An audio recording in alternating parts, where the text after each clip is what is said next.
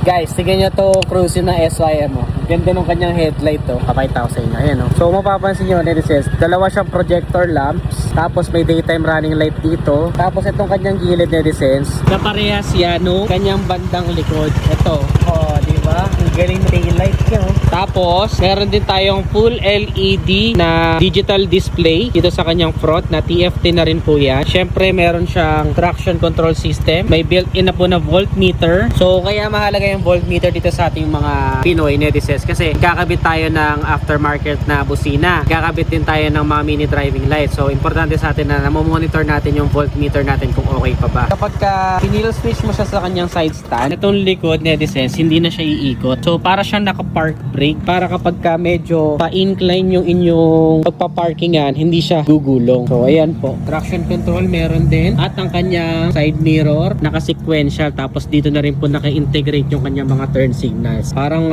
pulis pang Kalawakan ng dating. Galing, no? Yung kanyang bulsa netizens, napakalalim. May charging port. Pero sobrang lalim. Ayan, no? Halos buong braso ko. Aabot na sa t-shirt ko. Kasyang-kasya. And syempre, keyless na rin po siya. Tapos pag binuksan mo yung fuel, ito nakakatuwa. Itong isang to, ayun yung fuel cap niya. Pagka binuksan mo siyang ganyan, ayun, no?